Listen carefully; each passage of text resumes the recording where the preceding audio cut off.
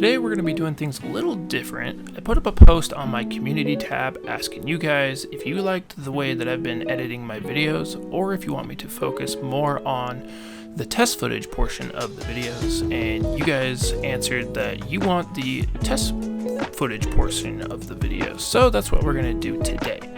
This here is the Panasonic PV-DV1000 from 1995, I believe, and it was to rival the VX1000. And here we are checking out some fingerboarding test footage.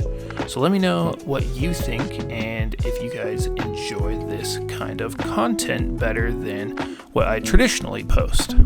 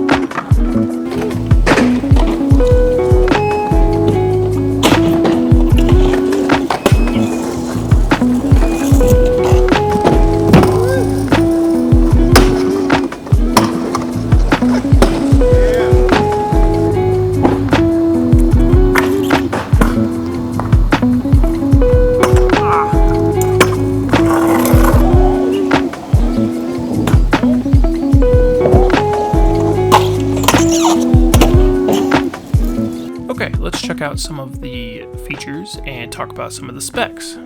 So this camera creates 525 horizontal lines. It has PCM stereo audio, which PCM is some form of Panasonic audio. You can choose between 12-bit and 16-bit audio recording. It also has a 1/3 of an inch 3CCD sensor in it. The lens threads on the front are a 49mm, so if you want to run any kind of fisheye on it, you'll have to get a step-down ring from a 49 to a 43mm or a 49 to a 37mm, depending on what size of fisheye you want to run on it. I don't recommend going bigger than the lens threads themselves. It also features a manual focus ring, along with a 10x optical zoom, along with a 20x digital zoom. As with that, you do get your fade, your display button, and a little display here for your tape and battery information, along with a button to turn your electronic image stabilization on or off. The minimum illumination recommended is 5 lux, so it doesn't do super great in low light, but it does decent in my opinion. And lastly, it does weigh 2.42 pounds. That is without a battery in it. You do get a 0.7 inch or a 3/4 inch colored viewfinder on this camcorder. There is no LCD screen, and this is probably the biggest viewfinder I think I've ever seen on a camcorder. Underneath the viewfinder, you do get a widescreen mode and a power saving mode switch. And you also get a couple wheels here. One is to adjust the focus for the viewfinder, and one is to adjust the brightness of the viewfinder. Now this part's really weird, so there's no AV, S-video, or Firewire port on this camcorder because you have to have a certain cable or a docking station for it to work. So there's a cable that plugs into here that says multi on it, and you have to use the cables that come with the camcorder to use the AV or S video. Here on the back, you do get your power switch, your record button, and your date and time code buttons.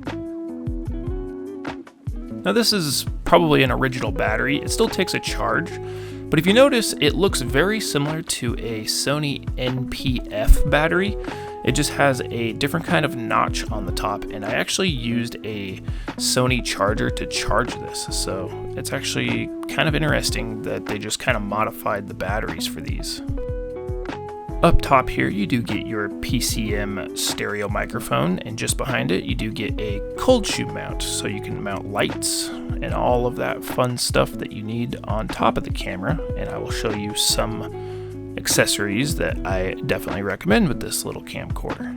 Here you get your rocker zoom, your Photoshop button, your in search buttons, and your VCR/record switch back button. Now this is where the camcorder starts to get a little funky. You have this switch right here that pops open this here hatch, and you get all your playback functions along with your menu button, and some of the playback functions act as selectors and up and down arrows for the menu.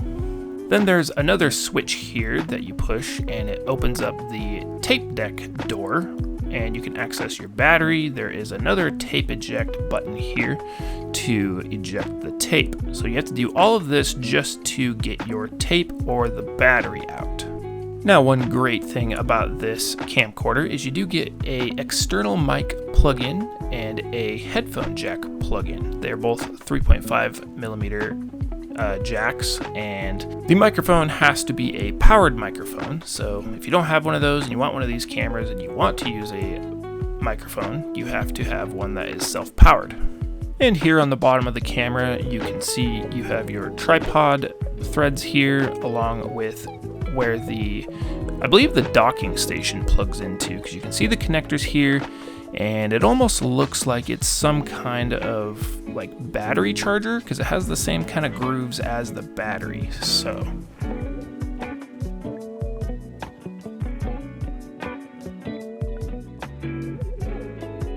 this here is your weird AV cable plug-in, so that plugs into the back of the camera, and then you'll have your RCA and S-Video plugins at the end of it.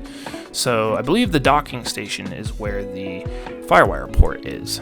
The test footage was captured with S-Video, and I wanted to do it that way just because that was the only way that I could capture it with the camera. I didn't want to put the tape in another camera and use FireWire. And here are a couple accessories that you could set up with this camera. So that is a 37mm Optica fisheye lens. I have some of those linked in the description below if you want to buy one off of my eBay store. I recommend doing a 43mm over a 37mm, and you can also get a cold shoe handle to film skateboarding and stuff with, and it makes it a lot easier and you can get closer to the camera. So there you have it. This is the Panasonic PV-DV1000 from 1995. This is a pretty cool camcorder in my opinion, probably one of the most unique camcorders I have reviewed on the channel, and been wanting to check this one out for a while. But let me know what you think of this video. Let me know if you like this style of video better than what I traditionally do, and I will try to do more test footage in the future. So with that being said, thank you all for watching, and we will see you in the next video. Have a good one.